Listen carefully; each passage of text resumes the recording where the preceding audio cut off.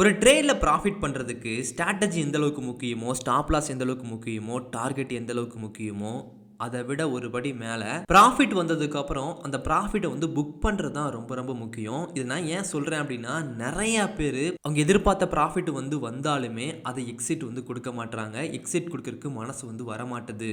முக்கியமாக வேலைக்கு போயிட்டே ஸ்விங் ட்ரேடிங் வந்து பண்ணுவாங்க இல்லையா, அவங்க அந்த தப்பை வந்து நிறையா வந்து பண்ணுறாங்க. நான் ஸ்விங் ட்ரேடிங் பண்ணுறேன்னா, இன்வெஸ்டிங் பண்ணுறேன்னா, இன்ட்ராடே ட்ரேடிங் வந்து பண்ணுறேன்னா, என்ன பண்ணுறேனே தெரியலையே, இந்த மாதிரி ஒரு ஸ்டேஜில் வந்து அவங்க ட்ரேடு வந்து பண்ணிக்கிட்டு இருக்காங்க. ஸோ நீங்கள் ட்ரேடு பண்ணுறது மட்டும் முக்கியம் கிடையாதுங்க. அந்த ட்ரேடில் வரக்கூடிய ப்ராஃபிட்டை சரியாக எக்ஸிட் கொடுத்துட்டு திரும்ப அந்த அமௌண்ட்டை எடுத்துகிட்டு போயிட்டு வேறு ஸ்டாக்கில் போட்டு ட்ரேடு பண்ணுறது ரொம்ப ரொம்ப முக்கியம். நானும் ஒரு ஸ்டாக்கில் என்ட்ரி கொடுக்குறேன், ப்ராஃபிட் பண்ணுறேன் அப்படின்னு மட்டும் இல்லாமல் வரக்கூடிய ப்ராஃபிட்டை வந்து சரியாக வந்து பயன்படுத்தணும். அதை சரியாக புக் பண்ணி அடுத்த ஸ்டாக்குக்கு நீங்கள் கொண்டு போனால் மட்டும்தான் திரும்ப திரும்ப மந்த் ஆன் மந்த் வந்து உங்களுடைய கேபிட்டல் வந்து வளர்ந்துக்கிட்டே இருக்கும். இல்லை அப்படின்னா நீங்கள் எதுக்காக ட்ரேடு வந்து பண்ணுறனே தெரியாமல் ட்ரேடு வந்து பண்ணிக்கிட்டு இருப்பீங்க. ஸோ இந்த வீடியோ வந்து ஃபுல்லாக வந்து பாருங்கள். எந்த மாதிரி ஸ்ட்ராட்டஜி வந்து யூஸ் பண்ணும்போது டார்கெட் வந்து அதிகமாக போடணும், எந்த மாதிரி ஸ்ட்ராட்டஜி வந்து யூஸ் பண்ணும்போது டார்கெட் வந்து குறைவாக போடணும், எப்படி சரியாக வந்து ப்ராஃபிட்டை வந்து புக் பண்ணணும், இதை பற்றி சொல்லி கொடுத்துருப்பேன். ஸோ வீடியோ வந்து ஃபுல்லாக வந்து பாருங்கள். அதே மாதிரி இன்றைக்கி டேட்டு ஜனவரி 11, 2026. நான் லாஸ்ட்டு 5 இயர்ஸாக ட்ரேடிங்கில் கற்றுக்கிட்ட எல்லா ஸ்ட்ராட்டஜியுமே வச்சு ஒரு கோர்ஸ் வந்து லான்ச் பண்ணியிருக்கேன். booksbymarun.com இந்த ஒரு வெப்சைட்டில் வந்து பார்க்குறீங்க அப்படின்னா நம்மளுடைய புக்ஸு அண்டு கோர்ஸ் வந்து அவைலபிளாக இருக்கும். ஸோ கோர்ஸ் வந்து பார்த்தீங்க அப்படின்னா ஸ்விங் ட்ரேடிங்காக மட்டும்தான். அதே மாதிரி ப்ரோ நீங்கள் கோர்ஸ் எடுக்கிறீங்க, நீங்கள் ட்ரேடிங்கில் வந்து ப்ராஃபிட் வந்து பண்ணுறீங்களா, இந்த மாதிரி கேட்குறீங்க அப்படின்னா நான் ஸ்விங் ட்ரேடிங்கில் லாஸ்ட்டு 3.5 இயர்ஸில் சிங்கிள் ட்ரேடில் கூட லாஸ் வந்து பண்ணலை. நான் கேபிட்டலை வந்து கொஞ்சம் கொஞ்சமாக அதிகப்படுத்திக்கிட்டு இருக்கேன். அதிகப்படுத்த அதுக்கேற்ற மாதிரி ப்ராஃபிட் வந்து கொடுத்துக்கிட்டு இருக்குது. நான் ஸ்டேட்மெண்ட் வந்து ஆல்ரெடி போட்டிருக்கேன், செக் பண்ணி பார்த்துக்கோங்க. அதே மாதிரி நீங்கள் இந்த புக்கெலாம் வந்து வாங்கியிருந்தீங்க, பார்ட் 1, பார்ட் 2, பார்ட் 3லாம் வந்து வாங்கியிருந்தீங்க அப்படின்னா உங்களுக்கு ஒரு டிஸ்கவுண்ட் வந்து இருக்குது. இந்த ப்ரைஸ் இருக்கு இல்லையா, ஆல்ரெடி வந்து ஆஃபர் ப்ரைஸ் வந்து போய்கிட்டு இருக்கு இல்லையா, அந்த ஆஃபர் ப்ரைஸ்லேருந்து புக்கோட ப்ரைஸை வந்து மைனஸ் பண்ணிவிட்டு 3 புக்கு நீங்கள் என்ன ப்ரைஸ்க்கு வாங்கினீங்களோ அந்த அமௌண்ட்டை நீங்கள் டிஸ்கவுண்ட் பண்ணி இந்த கோர்ஸ் வந்து பர்ச்சேஸ் பண்ணிக்கலாம். அது 3 நாளைக்கு மட்டும்தான். 3 நாளுக்கு அப்புறம் இந்த ஒரிஜினல் ப்ரைஸ்லேருந்து தான் நீங்கள் டிஸ்கவுண்ட் பண்ணி வாங்க முடியும். அதனால் முடிஞ்ச வரைக்கும் இந்த 3 நாளுக்குள்ளேயே வந்து வாங்கிக்கோங்க. அதே மாதிரி கோர்ஸில் வந்து என்னெல்லாம் இருக்கும், என்ன மாதிரி ஸ்ட்ராட்டஜி இருக்கும், என்னெல்லாம் சொல்லி கொடுத்துருக்கேன் அப்படின்னா, இந்த கோர்ஸை வந்து நான் 3 ஸ்டெப்பாக பிரிச்சிருக்கேன். முதல் ஸ்டெப்பில் பேசிக்ஸ். பங்குச்சந்தையை பற்றி எதுவுமே தெரியாமல் ஸ்விங் ட்ரேடிங் ஒருத்தங்க பண்ண வராங்க அப்படின்னா ஸ்விங் ட்ரேடிங்கை பற்றிய பேசிக்ஸ் எல்லாமே சொல்லி கொடுத்துருவேன். எப்படி டைம் ஃப்ரேம் யூஸ் பண்ணணும், ஸ்விங் ட்ரேடிங்னா என்ன, எப்படி ட்ரேடு வந்து பண்ணுறது எல்லாமே சொல்லி கொடுத்துருவேன். ஸ்டெப்பு 2ல் வந்து கொஞ்சம் அட்வான்ஸாக வந்து போக ஆரம்பிச்சிடும். ஸ்விங் ட்ரேடிங்க்கு தேவையான ஸ்ட்ராட்டஜி, கேண்டில் ஸ்டிக், இந்த மாதிரி ட்ரிக்லாம் இருக்கும் இல்லையா, ட்ரெண்டை கண்டுபிடிக்கிறது, இந்த மாதிரி எல்லாமே சொல்லி கொடுத்துருவேன். அட்வான்ஸில் வந்து பார்க்குறீங்க அப்படின்னா நான் மந்த்லி 1 or 2 ட்ரேடு தான் பண்ணுறேன். அதில் எந்த ட்ரேட்லையுமே வந்து லாஸ் வந்து வர மாட்டேது இல்லையா. அப்படி ட்ரேடை வந்து பண்ணுறதுக்கு ஸ்டாக்கு எப்படி நம்ம செலெக்ஷன் வந்து பண்ணுறது, ப்ரைஸ் ஆக்ஷன் எப்படி யூஸ் பண்ணுறது, நான் எப்படி கேபிட்டலை வந்து பயன்படுத்துகிறேன், அதே மாதிரி அட்வான்ஸான ப்ரைஸ் ஆக்ஷன், டெக்னிக்கல் அனலிஸ். நான் லாஸ்ட்டு 3 மந்த்துக்கு முன்னாடி ட்ரேடு வந்து பண்ணியிருப்பேன் இல்லையா, அந்த ஸ்டாக்கில் வந்து ப்ராஃபிட் வந்து பண்ணியிருப்பேன் இல்லையா, அந்த ஸ்டாக்கு எடுத்துகிட்டு அந்த ப்ராஃபிட்டை எடுத்துகிட்டு நான் ஏன் என்ட்ரி கொடுத்தேன், இந்த இடத்துல எப்படி பிரேக் அவுட் நடந்துச்சு, எங்கே ஸ்டாப் லாஸ் போட்டேன், எங்கே டார்கெட் போட்டேன், இப்படி ஒவ்வொரு ஸ்டாக்காக எடுத்துகிட்டு அந்த இடத்துல நான் சொல்லித்தரேன். அப்படின்னா நீங்கள் ட்ரேடிங்கை பற்றி பேசிக்லேருந்து அட்வான்ஸ் வரைக்கும் கற்றுக்கிட்டதுக்கப்புறம் இதையே நீங்கள் பார்க்குறீங்க அப்படின்னா ஸ்விங் ட்ரேடிங்கை பற்றி கம்ப்ளீட்டாக கற்றுக்கிட்டு யாரோட உதவியுமே இல்லாமல் இந்த கோர்ஸுக்கு அப்புறம் நீங்கள் ட்ரேடு வந்து பண்ண முடியும். அந்த மாதிரி தான் இந்த கோர்ஸ் வந்து நான் கொண்டு போயிருக்கேன். அந்த 3 ஸ்டெப்புக்கு அப்புறம் அடிஷ்னல் கிளாஸஸ் வந்து நான் போடுவேன். அது வீக்லி ஒன்ஸ், மந்த்லி ஒன்ஸ் வந்து பங்குச்சந்தையில் வரக்கூடிய மாற்றங்களை வச்சு அந்த மாதிரி வந்து அடிஷ்னலாக சில கிளாஸஸ் வந்து நான் ஆட் பண்ணுவேன். டோட்டலாக வந்து ஒரு 5 ஹவர்ஸ் ப்ளஸ் வந்து வரும். இப்போதைக்கு நான் 8 கிளாஸ் வந்து ஆட் பண்ணியிருக்கேன். எல்லா கிளாஸுமே எடுத்து முடிச்சாச்சு. ஒவ்வொரு நாளும் ஒரு கிளாஸ் வந்து எடிட் பண்ணி லான்ச் பண்ணிக்கிட்டே இருக்கோம். இப்போ வரைக்கும் 8 கிளாஸ் போட்டிருக்கோம். 2.5 ஹவர்ஸ் வந்து வருது. டோட்டல் கிளாஸோட ஹவர் வந்து 5 ஹவர்ஸ் வந்து வந்துடும். கண்டென்ட் எல்லாமே நான் இந்த வீடியோவில் எப்படி என்னோடய பேஸ் காமிச்சு பேசுகிறேனோ அதே மாதிரி அதே குவாலிட்டியில் தான் கோர்ஸுமே வந்து இருக்கும். இந்த கோர்ஸ் வந்து எல்லாருக்காகலாம் கிடையாது. சும்மா ட்ரேடிங் வந்து கற்றுக்குறோம், கடந்து போயிடும் அப்படிலாம் இருக்காது. இதை சீரியஸாக கற்றுக்க ஆசைப்பட்றீங்கன்னா மட்டும் இந்த கோர்ஸ் வந்து வாங்குங்க. உங்கள் லைஃப்பில் ட்ரேடிங்கை ஒரு பார்ட்டாக மாற்றிக்க ஆசைப்பட்றீங்க அப்படின்னா ட்ரேடிங்கை முழுமையாக வந்து கற்றுக்கோங்க. ஒவ்வொரு கிளாஸையும் முடிச்சதுமே ஒரு ஹோம்ஒர்க் வந்து நான் கொடுப்பேன். அதே மாதிரி ஒரு நாளைக்கு 1 or 2 கிளாஸஸ் மட்டும்தான் பார்க்கணும். அது முடிச்சதும் நீங்கள் ஹோம்ஒர்க் வந்து பண்ணுற மாதிரி இருக்கும். ஒரு 1/2 hour 1 hour நான் சொல்லி கொடுத்த மாதிரி நீங்கள் ப்ராக்டிஸ் வந்து பண்ணணும். அப்படி பண்ணுறீங்க அப்படின்னா ஒரு 15 நாள் வந்து எடுக்குங்க. 15 நாளில் ட்ரேடிங்கை பற்றி முழுமையாக வந்து கற்றுக்க முடியும். நீங்களே ப்ராக்டிஸ் வந்து பண்ணுவீங்க. நான் சொல்லி கொடுத்துருவேன், அதை யூஸ் பண்ணி ப்ராக்டிஸ் வந்து பண்ணுவீங்க. அப்படியே ஒவ்வொரு நாளும் போகும்போது ட்ரேடிங்கை பற்றி முழுமையாக கற்றுக்கிட்டு நீங்கள் ஓனாக வந்து ட்ரேட் வந்து பண்ண முடியும். ஸோ வேணும் அப்படின்னா ட்ரேடிங்கை முழுமையாக கற்றுக்கிட்டு உங்களுடைய ட்ரேடிங் ஜர்னியை வந்து ஆரம்பிங்க. சரி, ஓகேங்க. இப்போ எப்படி என்ட்ரி கொடுத்ததுக்கப்புறம் கரெக்டாக வந்து ப்ராஃபிட் வந்து புக் பண்ணுறது, அதை பற்றி பேசலாம்.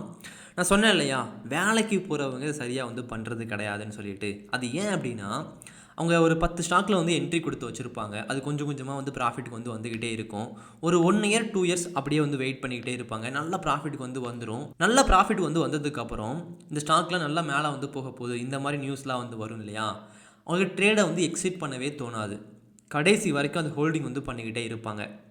இப்படி பண்ணுறதுனால என்ன தப்பு அப்படின்னா, நீங்கள் இதை பண்ணலாம், நான் பண்ணக்கூடாதுன்னு சொல்லலை. இதுக்கு பேர் தான் வந்து இன்வெஸ்டிங். நீங்கள் வந்து என்ட்ரி கொடுத்து வைக்கிறீங்க ஒரு ஸ்ட்ராட்டஜி யூஸ் பண்ணி, இல்லை நல்ல ஸ்டாக்கில் வந்து என்ட்ரி கொடுத்து வைக்கிறீங்க. ஆனால் நீங்கள் 3 இயர்ஸ் 5 இயர்ஸ் 10 இயர்ஸ் ஒரு சின்ன பணத்தை வந்து போட்டு வச்சுட்டு அப்படியே வந்து விடுறீங்க அப்படின்னா அதில் என்ன பிரோஜனம் இருக்குது? கொஞ்சம் கொஞ்சமாக பணம் ஏறிக்கிட்டு இருக்கும். அதில் எந்த ஒரு பிரோஜனமே கிடையாது. அதுவே நீங்கள் அப்படி ஹோல்டிங் பண்ண ஆசைப்பட்றீங்க, எக்ஸிட் பண்ண ஆசைப்படல ப்ராஃபிட் வந்து வந்ததுக்கப்புறம் அப்படின்னா நீங்கள் என்ன பண்ணணும் அப்படின்னா, மந்த் ஆன் மந்த்து வந்து ஒரு 5K இல்லை ஒரு 10K வந்து அந்த ஸ்டாக்கில் என்ட்ரி கொடுத்து வச்சுருக்கீங்களா, ப்ராஃபிட் வந்து வந்திருக்கு இல்லையா, அந்த ஸ்டாக்கில் வந்து பணத்தை வந்து போட்டுக்கிட்டே வந்து இருக்கணும். அந்த மாதிரி போட்டுக்கிட்டே இருக்கிறீங்க அப்படின்னா காம்பவுண்டிங்னால் அது வளர்ச்சி அடைய ஆரம்பிக்கும், கேபிட்டல் வந்து அதிகமாக ஆரம்பிக்கும், ப்ராஃபிட் வந்து அதிகமாக ஆரம்பிக்கும். ஆனால் இது நீங்கள் பண்ணாமல் அந்த ஸ்டாக்கை சும்மா அப்படியே பார்த்துக்கிட்டே இருக்கிறீங்க அப்படின்னா அந்த ப்ராஃபிட் பெரிய அளவில் வந்து வளராது. அதுக்கு நீங்கள் 100 வருஷம் வந்து வெயிட் பண்ணுற மாதிரி ஆகிடும், பெரிய அளவில் அந்த பணம் வந்து வளரணும் அப்படின்னா. ஸோ அந்த தப்பு வந்து பண்ணிடாதீங்க.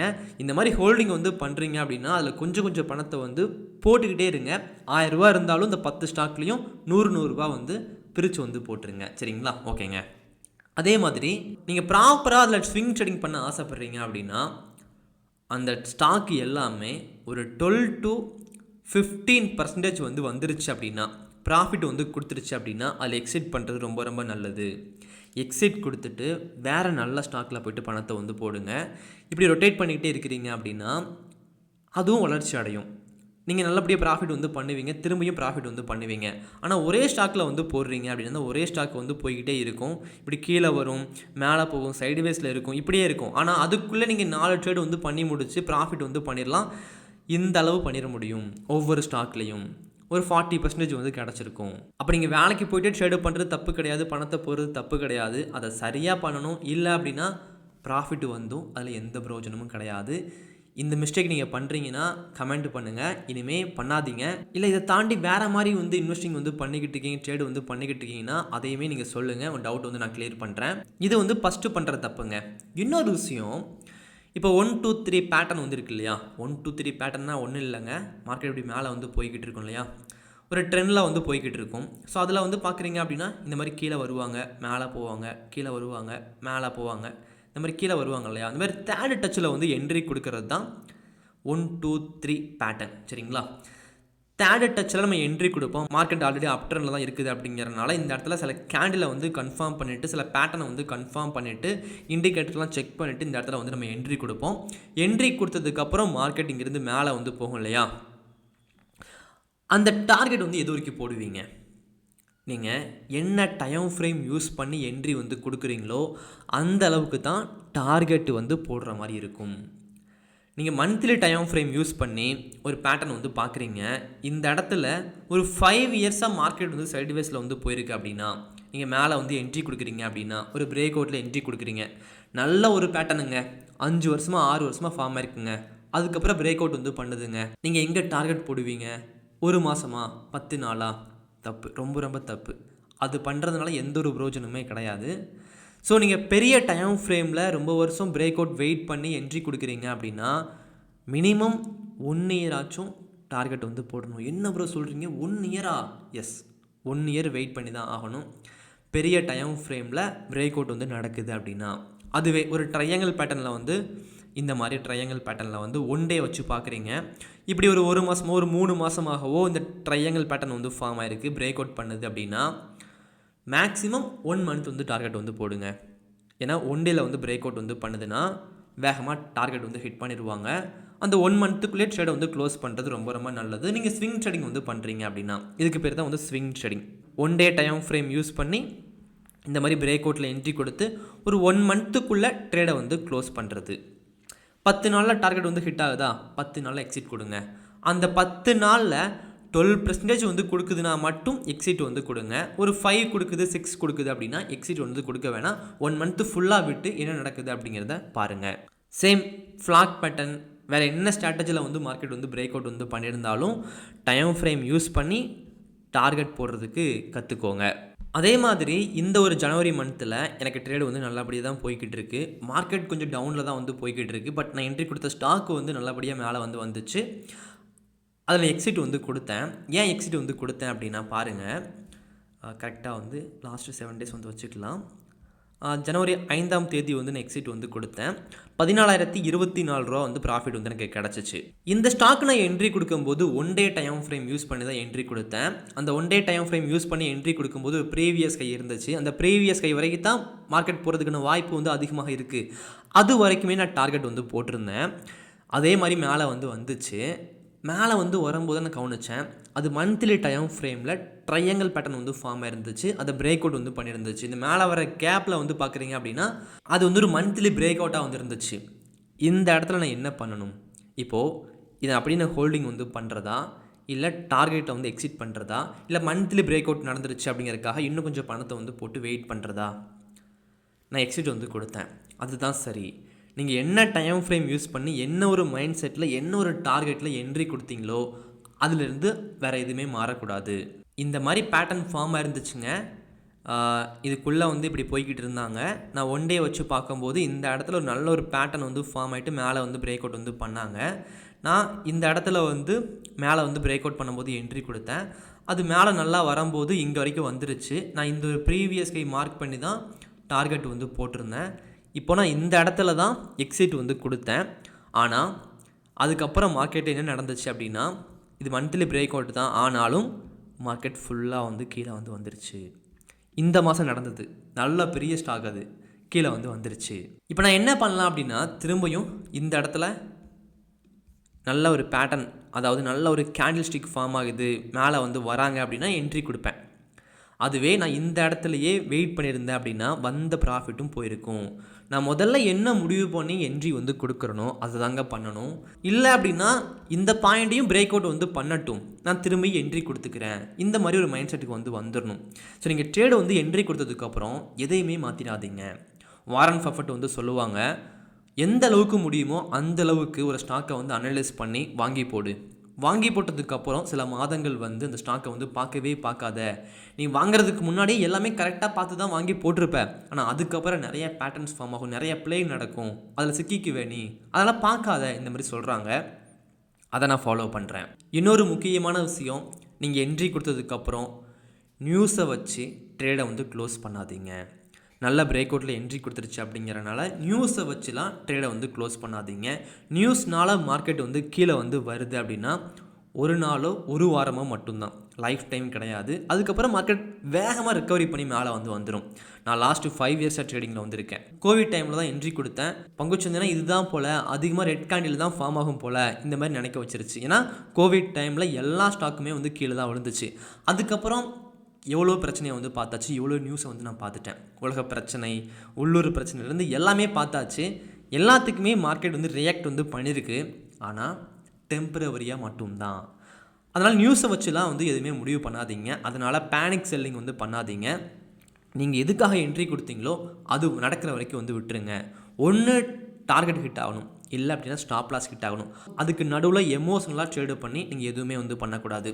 இந்த ஸ்டாக்கில் வந்து எக்ஸிட் ஆகிட்டு இன்னொரு ஸ்டாக்கில் போய் என்ட்ரி கொடுக்குறேன், அந்த மாதிரி பண்ணக்கூடாது. அந்த ஸ்டாக்கும் கீழே வந்து போச்சு அப்படின்னா ப்ரெஷரில் நீங்கள் ட்ரேடே வந்து சரியாக வந்து பண்ண மாட்டீங்க. வேறு ட்ரேடிங்க்கு வந்து மாறிடுவீங்க, ஆப்ஷன் ட்ரேடிங் அந்த மாதிரி வந்து போயிடுவீங்க. ஆனால் அங்கே போனாலும் இதே மாதிரி தான் நீங்கள் சோதிக்கப்படுவீங்க. ஸோ பங்குச்சந்தையில் பொறுமை, டிசிப்ளின் எல்லாமே முக்கியம்.